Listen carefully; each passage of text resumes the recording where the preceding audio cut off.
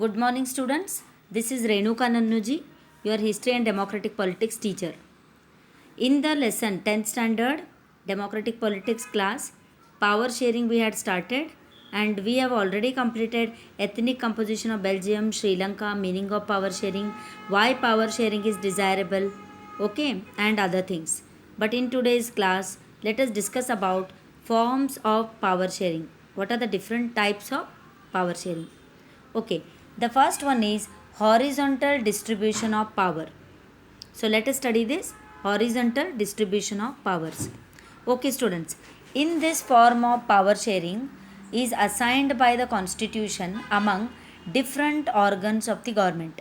It means horizontal distribution of power is nothing but power is divided and distributed among different organs of the government, that is, you know that legislative, executive and judiciary, these are the three organs and equally the power is divided among these.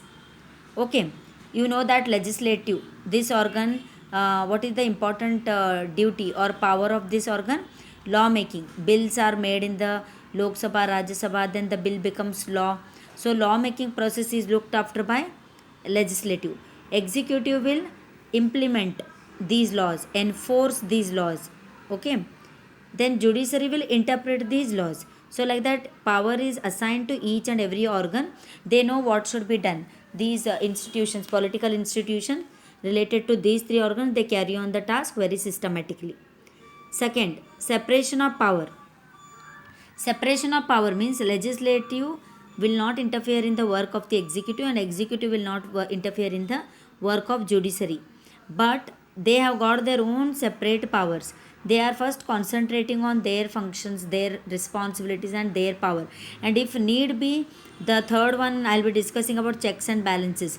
But the second one what I'm talking is about separation of power. It means the power of the parliament is separate, the executive power is separate and judiciary power is separate. Why it is separate? Because they can discharge the duties systematically. When a separate work is assigned to each and every one, the work will be done systematically, the outcome will be best. So this is separation of power. Then third one is checks and balance. It means even though the three organs are given different work or assignment, each will keep an eye on the work of others. It means I told you that there is a separation of power, but again I am telling you that checks and balance is there. It means legislative will check what is done by the executive, executive will check judiciary, judiciary again in turn will check legislative and executive. It means all three are working together, all three are keeping an eye on each other, all three will correct the mistake of the each other. So this is how they will check each other and they will have a very balanced work atmosphere. So this is checks and balances positive. Imagine that if all the powers are given in the hands of the legislative or legislature, then what will happen? Nobody will check them. So it may one day become dictator.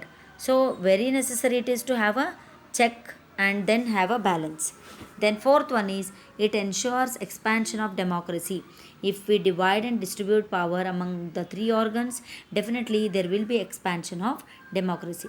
So this is all about horizontal distribution of power. Okay, checks and balance, I hope you understood. Example, one law is passed by the parliament, okay, and executive enforced it, but judiciary will say that this law is against the constitution.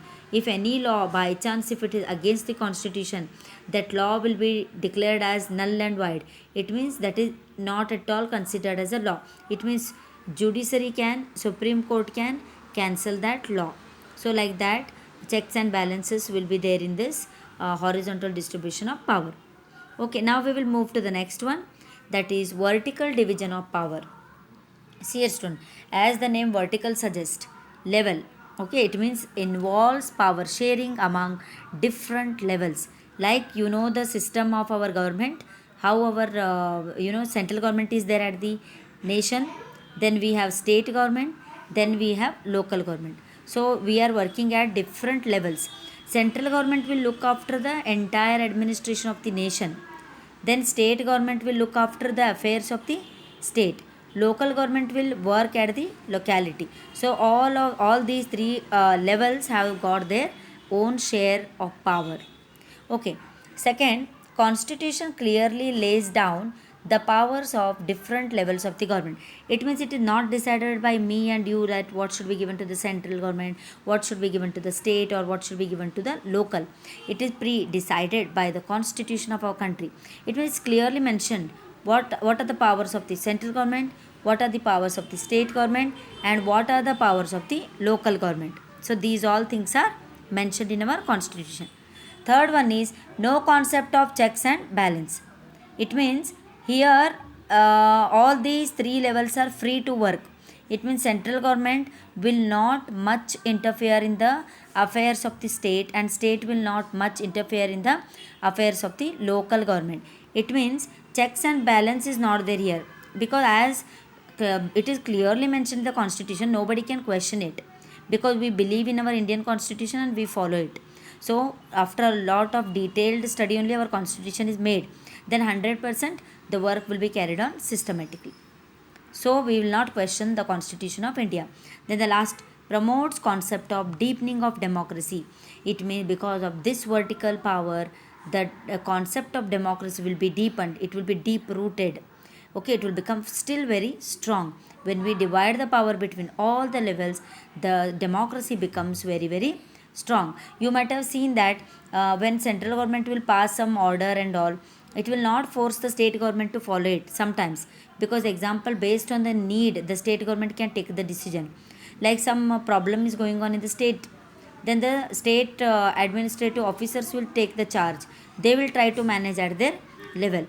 Okay, even in the village level, local level, okay, district level, if any problems are there, district level only they will try to solve it. So like that, authority is given, power is given, so that they can take the decision on their own. This is vertical division of power. It means it is democracy, because central, state, local, all three levels are working systematically and power is shared. Thank you. And in the next slide we will be discussing the other two forms of power sharing. Thank you.